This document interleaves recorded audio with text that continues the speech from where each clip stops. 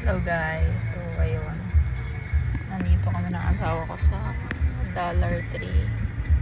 Nabili siya ng kandila para sa dati niyang asawang si Karina. Ayun, na-share ko lang. Ano guys, may ano, may ano, ayun o, may beggar, may ano, beggar ba tawag dun? Hindi ko alam kung ano ginagawa.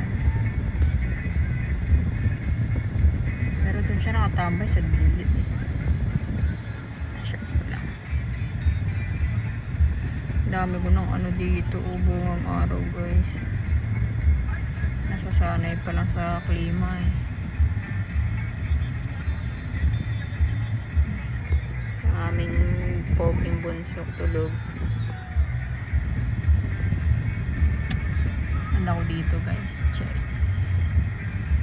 Feeling lang. Hindi ako masama mag-feeling eh. Libre lang. Para pangarap lang yan guys. Diba? Pangarap, libre lang. Ako guys, sabihin ko sa inyo, hindi ako nangarap mag-Amerika. Nangarap ako mag-abroad. Para parang mga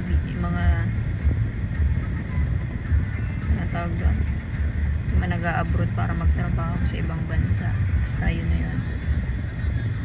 Ayun. Nakakalain mo ba nandito na ako sa Amerika guys?